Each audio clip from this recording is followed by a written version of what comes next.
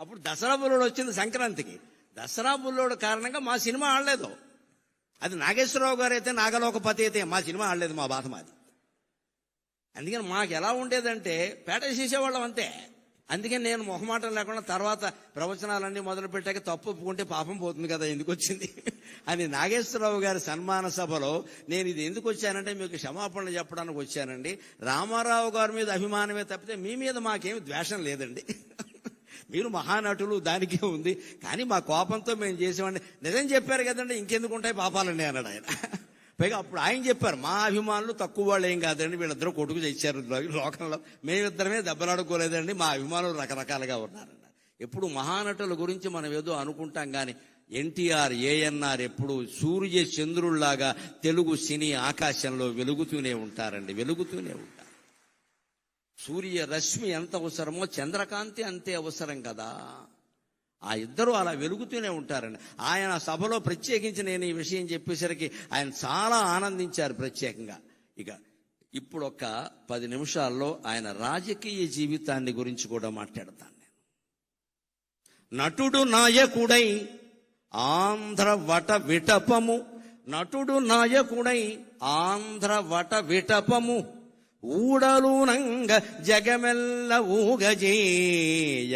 నటుడు నాయకుడై ఆంధ్ర వట విటపము, ఊడలునంగ జగమెల్ల ఊగజేయ. విశ్వరూపము చూపిన విశ్వనటుడు,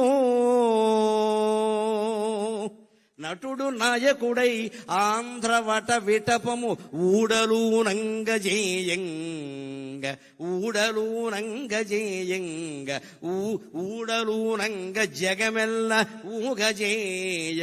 విశ్వరూపము చూపిన విశ్వనటుడు, తెలుగు వెలుగౌ, తెలుగు వెలుగవుచు ఒక వెలుగు వెలిగి, తెలుగు వెలుగవుచు ఒక వెలుగు వెలిగినతని, తెలుగు వెలుగవుచు ఒక వెలుగు వెలిగినతడు. తెలుగుకే వెలుగుగా, ఒక వెలుగుగా మిగిలిన మహానుభావుడు నటుడు నాయకుడు అయ్యాడు. ఆ రోజు 83లో ఆయన రాజకీయ రంగ ప్రవేశం చేసి వెడుతుంటే ఒక సందర్భంలో నేను విన్నాను, నా కళ్ళతో చూడకపోయినా ఈయనకి ఇంత దీక్ష ఉంటుందా అనుకున్నాను. అన్నం తినేవాడు కాదు, ఆ చైతన్య యాత్రలో అన్నం తినేవాడు కాదు, కానీ ఆరోగ్యం చెడగొట్టుకోలేదండి. రామారావు గారి నుంచి ఈ యువతరం నేర్చుకోవాలి. ఎప్పుడైనా సమయం లేకపోతే అన్నం తినకపోవచ్చు. ఇవాళ కూడా సాఫ్ట్వేర్ కుర్రాళ్ళు సమయానికి తినలేరు, కానీ తినవలసిందేమిటి? పిజ్జాలు తింటున్నారు, బర్గర్లు తింటున్నారు, అడ్డమైన గడ్డి తింటున్నారు, అన్నం తినడం మానేసి. రామారావు గారి నుంచి నేర్చుకోవాలి. అంత చైతన్య రథయాత్ర చేస్తూ మహానుభావుడు కుమారుడు హరికృష్ణ సారథ్యం చేస్తుంటే వెళుతూ ఆయన దారిలో ఆగవలసి వస్తే భోజనము కుదరదు అనేవాడు. మరి ఏం కుదురుతుంది అంటే కుంచెడు వేరుశెనగ గుళ్ళు పట్టుకురమ్మనేవాడు. కుంచెడు మళ్ళీ సరిపోవు, ఇక్కడ కొంచెం వేరుశెనగ గుళ్ళు, ఉడికించిన వేరుశెనగ గుళ్ళు పట్టుకొచ్చాక బెల్లం అది కేజీ ఉండాల్సిందే లెక్క. కుంచెడు వేరుశెనగ గుళ్ళు దగ్గర పెట్టుకుని ఉడికించినవి బెల్లం కేజీ దగ్గర పెట్టుకుని అరగంటలో నవిలేడే నేను చూశాను, అనుమానం వెళ్ళేది. అలా కాపాడుకున్నాడు ఆయన ఆరోగ్యాన్ని. ఇవాళ నేర్చుకోవాలి. ఇవాళ అన్నం తినే సమయానికి అడ్డమైన గడ్డి తింటారు, ఆ తర్వాత అన్నం మానేస్తున్నారు, కడుపులో మండిపోతుంది. ఏం తినాలి? పుష్టి కలిగించే ఆహారం తినాలి. ఉపవాసం చేస్తే కనీసం మజ్జిగ తాగాలి ఆ సమయానికి. ఉడికించిన వేరుశెనగ కూడా తినండి, బొంబాయి శనగలు తినండి, బఠానీలు తినండి, అవన్నీ మంచివమ్మా. అవి ఊరి పూర్వం తినే తేగలు తినండి. అంతెందుకు, ఈ కాలంలో బాగా వస్తే మొక్కజొన్న పొత్తులు తినండి, అన్నం అక్కర్లేదు, బోల్డ్ పుష్టి. ఇక్కడ కాల్చిన మొక్కజొన్న పొత్తులు తింటే అన్నం అక్కర్లేదు. ఎప్పుడైనా అన్నం తినని పరిస్థితి అటువంటివి తినాలి, కానీ ఆ బిస్కెట్లు, ఈ బిస్కెట్లు, ఈ చాక్లెట్లు, ఇవన్నీ తిని చాక్లెట్లు ఉంటే టాయిలెట్కి వెళ్తాం, ఉపయోగం ఏంటి? ఇక్కడ ఏం తినాలి? తినకు పరిస్థితులు ఉంటాయి. సినిమాల్లో ఉన్న వాళ్ళకి మరీ ఎక్కువగా ఉంటాయి, రాజకీయాల్లో ఉన్న వాళ్ళకి అన్నం తినే అవకాశం ఉండదండి. ఏం తినాలి? ఆరోగ్యం చెడిపోంది తినాలి. అందులో కూడా ఆయన క్రమశిక్షణ ఏమిటంటే అలా ఉడికించిన వేరుశెనగ గుళ్ళు, బెల్లం లాంటి ఆహారం తినేవాడు తప్ప బయట ఏదో పట్టుకురమ్మని తినేవాడు కాదండి. నియమం అంటే నిష్ఠే, నియమం అంటే నియమమే, నిష్ఠ అంటే నిష్ఠమే. ఆయన నుంచి అది మనం నేర్చుకోవాలి. ఆ రకంగానే రాజకీయ జీవితాన్ని గడిపాడు. ఇంకొక మాట మనం చెప్పుకోవాలి. తెలుగుతనం, తెలుగు జాతి అంటే ఆయనకి ఎంత ఇష్టం అంటే ఆచరించి చూపించాడు. 89 నుంచి 94 వరకు ఆయన ప్రతిపక్షంలో ఉన్నారు. ప్రతిపక్ష నాయకుడుగా ఆయన పాత్ర ఆయన చేశాడు. నేను అసెంబ్లీకి రాను అని మాట్లాడలేదు, వచ్చాడు ఆయన ఖచ్చితంగా. స్పీకర్ గారు ఉండగా చెప్పుకోవలసిన మాట. ఆయన వచ్చాడు, అంత మహానటుడు, అంత మహానాయకుడు ఓడిపోయిన దశలో కూడా అసెంబ్లీకి వచ్చాడు. ఆయన కర్తవ్యం ఆయన నిర్వర్తించి ఇటువంటి వాళ్ళందరినీ నడిపించాడు ఆయన శుభ్రంగా. ఆ దశలో కూడా ఆయన మనోధైర్యాన్ని కోల్పోలేదండి.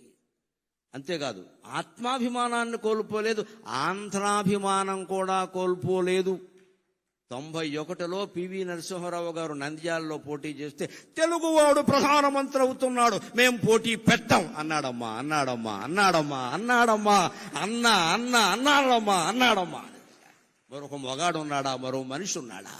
ఎంత స్వార్థం ఇవాళ రాజకీయాల్లో, ఎంత స్వార్థం. సానుభూతి చూపించవలసిన చోట కూడా పోటీలు పెట్టేస్తున్నారే. ఆయన శుభ్రంగా ఆయన నిలబడితే పివి నరసింహారావు గారి పరిస్థితి వేరుగా ఉండేది. చాలా కష్టం నెగ్గడం అది.